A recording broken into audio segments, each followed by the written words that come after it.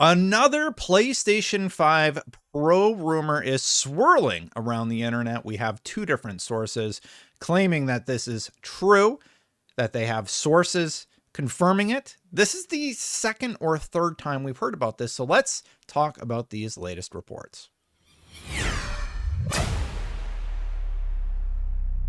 The one we're going to start with is from Tom Henderson over at Insider Gaming. Exclusive. PS5 Pro in development. Could release late 2024. Now, my initial reaction, I'm just going to tell you what my initial reaction is.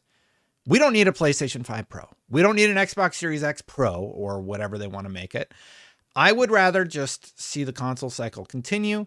The PlayStation 5 is already doing great. I don't know why or what a Pro version of that console would accomplish.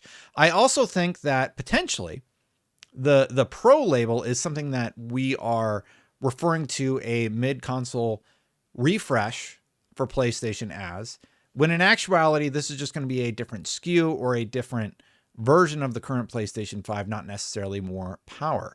The PlayStation 4 Pro had some enhancements, but it wasn't like a drastic leap, and a lot of people criticized it at first and eventually sort of came around, realizing that they were in favor of that console. But let's read what they say.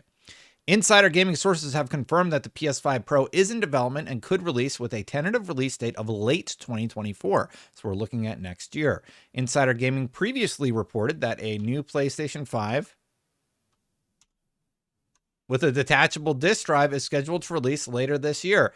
It is understood that this new model will phase out the current PlayStation 5 to cut down on production and shipping costs. In spite of widespread reports, this is not the PS5 Pro model, so that's a different model. So are they confirming that their other report is now debunked, or there's going to be two SKUs then? So there's going to be a SKU that launches late 2024, that's the PlayStation 5 Pro, and there's going to be this diskless PlayStation 5. I wonder if that is scrapped now. This is just the beginning of new hardware coming to PlayStation users this generation, said one source when talking about the detachable disk drive console. That's really interesting. So PlayStation, new hardware coming to PlayStation. So we've already seen the VR, which is readily available. At least last time I looked, I was able to just pre-order it whenever I wanted. And it's very expensive. So you are required to have the PlayStation 5 console, which, like, you can get it at Costco now. I saw them in Walmart the other day, so they're readily available for the most part. About $600 if you get them at Costco.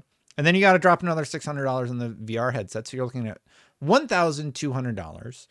VR is a fairly niche market, and now we're going to have different SKUs. I actually think the idea of different SKUs for the PlayStation console is smart. Maybe they do a price drop instead of a price increase on the console, especially now that resources are readily available. That would be quite nice. You know what else would be quite nice? If you're not subscribed, if you hit that subscribe button, hit that bell to know when my content goes live. Thanks for watching so far. Let's continue on with the story.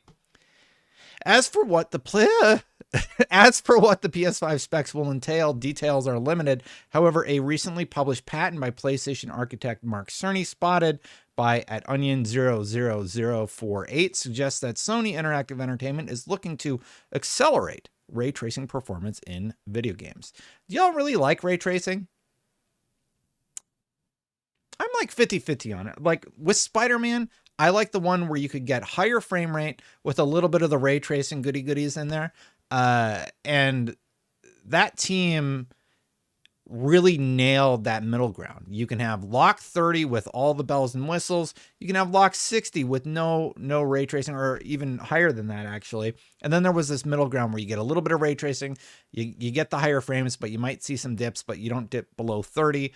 And yeah, Insomniac rocks. Like, I think like Insomniac, From Software, Nintendo with their core studios that are making Zelda and such right now. Like, it's hard to match what they have been putting out and creating the last few years. It's stunning. Naughty Dog would be on that list, you know, just in terms of technology behind the products that are being developed. So an idea of a console that's focused around ray tracing, I think the ray tracing technology and the weight that it puts on a game and the resources that it eats up, I think there's going to be other solutions. Unreal's already working on that, so there's a lesser load. So this idea that it's going to accelerate ray tracing performance in video games, I think the engine's going to take care of that. Anyway, sorry, a little bit of an aside on technology.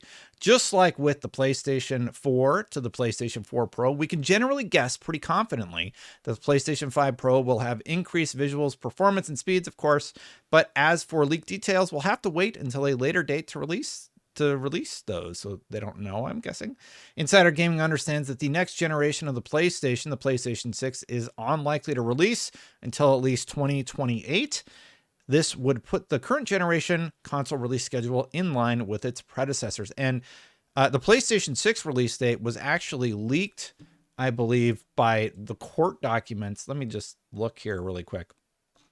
I have a buddy that sends me a lot of news stories, and I remember that somebody sent me this note about the PlayStation 6 coming out. Sorry, I didn't come prepared today. I swear somebody just sent me a message though about the PlayStation 6, and they're like, "Hey, was that real?" I can't find it. Sorry, everybody. But anyway, I have it on this channel. Sorry for getting a little thrown off my game. I have it on this channel though, where that was discussed about. Oh, and somebody sent me that over in Italy, Sony is getting fined by an antitrust regulator. We'll see what that's about, maybe on another episode. Anyway, finalizing. In February, industry insider Jeff Grubb said during the Game Mess to Science podcast that Sony was planning to host a new PlayStation showcase before E3. Although Insider Gaming cannot corroborate this report at this time, we do anticipate that it is very likely a showcase is on the horizon to show off games including Marvel Spider-Man 2 and talk about its new hardware coming towards the end of 2023. So I think Insider Gaming is saying the new hardware would be that detached drive. As for if the PS5 Pro makes sense remains to be seen. The current generation console market has seemingly only just stabilized following the chip shortages. PlayStation 5s are, in the wild now, as I said earlier. So we know from the court documents that the PlayStation 6 is going to be a thing. Shocker, I know. And we think that window will be 2028, as Insider Gamer is reporting.